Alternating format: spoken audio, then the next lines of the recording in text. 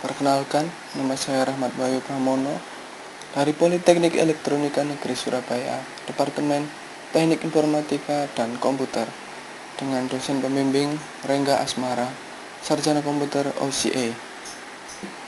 Oke, hari ini kita akan membahas tentang basis data, di mana dalam hari ini, pertemuan pertama kali ini, kita akan membahas tentang definisi basis data, sistem basis data, abstraksi data, dan bahasa basis data.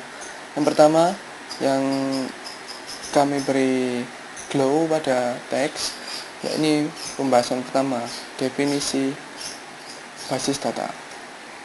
Basis data terdiri dari dua kata, yang mana basis, yang artinya markas atau gudang, tempat bersarang atau berkumpul, dan data adalah representasi fakta dunia nyata yang dapat dijadikan dasar kajian berupa kesimpulan atau analisa dan mewakili suatu objek berupa bentuk digital, misal angka, huruf, teks, gambar, atau cahaya.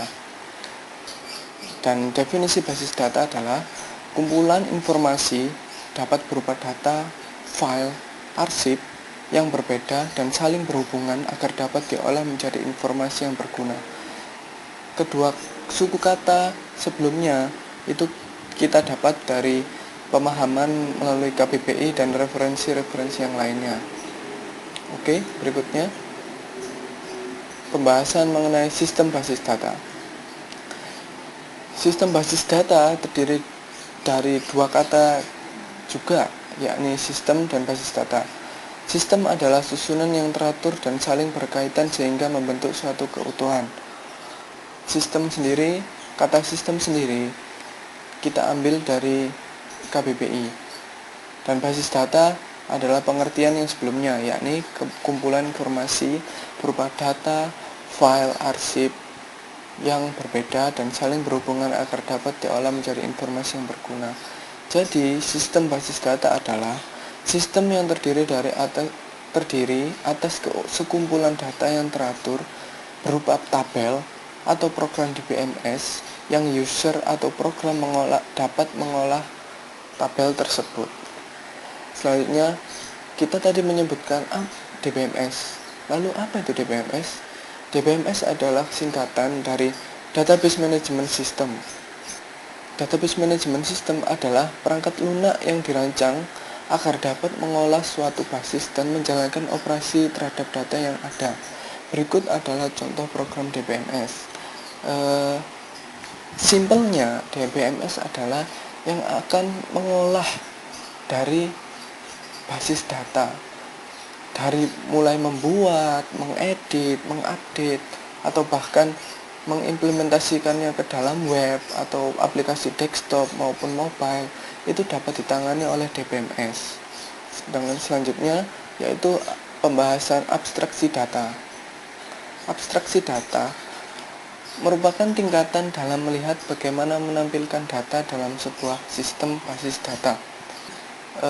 Berikut terdapat 3 tingkatan: level fisik, level konseptual, level pandangan atau pengguna. Jadi data sendiri itu terpisah menjadi 3 sudut pandang. Jadi data raw atau bisa dibilang fisik, data yang sudah terkonsep, dan data yang dilihat oleh pengguna. Tingkat fisik atau raw tadi merupakan tingkat terendah dalam abstraksi data, sekaligus bagian internal dari sistem di mana dilihat sebagai data sesungguhnya disimpan. Contohnya angka, gambar, susunan bit, penempatan data, dan lain-lain. Seperti yang saya bilang tadi, tingkat fisik adalah tingkat di mana data itu masih raw, artinya masih mentah, dan akan dimasukkan langsung dalam data digital ke DBMS jika kita menggunakan DBMS. Kemudian tingkat konseptual merupakan tingkat menengah dalam abstraksi data di mana dilihat hubungan antar data dan data yang sesungguhnya disimpan secara fungsional. Jadi, setelah kita memasukkan sebuah data secara fisik, kan menggolongkan data itu secara konsep di dalam DBMS jika kita menggunakan DBMS. data secara konseptual itu bisa dibilang entitas atau atribut dan relasi, atau bisa juga integritas data dan atau informasi keamanan. Jadi misalkan kita memiliki data mahasiswa, di mana mahasiswa itu memiliki nama, umur, tanggal lahir, dan lain-lain. Jadi yang awalnya itu adalah data raw, data mentah, ini berupa mahasiswa itu memiliki nama, umur, tanggal lahir, dan lain-lain. Itu kita masukkan dalam konseptual, kita masukkan ke dalam entitas berupa mahasiswa dengan atribut-atributnya, yakni nama, tanggal lahir, umur, dan lain-lain. Itu adalah tingkat konseptual. Yang berikutnya adalah tingkat pandangan atau pengguna, merupakan tingkat tertinggi dalam abstraksi data, sekaligus bagian eksternal dari sistem. Karena bagian eksternal ini adalah end user. End user adalah user terakhir, dimana bisa dibilang customer dari sistem yang akan kita buat, dimana hanya diperlihatkan sebagian atau olahan informasi. Jadi data yang berupa data mentah tadi, yang berupa data mahasiswa, kita contohkan data mahasiswa tadi, dapat ditampilkan ke dalam end user berupa laporan. Misalkan data mahasiswa, biodata mahasiswa, maka akan ditampilkan nama, tanggal lahir, dan lain-lain. Seperti itu. Dalam pembahasan terakhir kita dalam topik pertama kita ini adalah bahasa basis data. Bahasa basis data yang digunakan tergantung dari DBMS yang digunakan. Contohnya adalah SQL, DBase, SQL, dan lain-lain. Terdapat dua bentuk bahasa basis data, yakni Data Definition Language, Data Manipulation Language. Data Definition Language digunakan dalam mendefinisikan tabel baru, atribut, indeks, dan lain-lain. Contoh, create table pada bahasa SQL. Jadi saya rasa sudah jelas ya, dimana kita itu mendefinisikan atau menginisialisasi awal sebuah tabel, atribut, atau dan lain-lain. Berikutnya, Data Manipulation Language digunakan untuk manipulasi, mengolah, menambah, menghapus, bahkan merubah data. Dengan contoh, misalkan insert.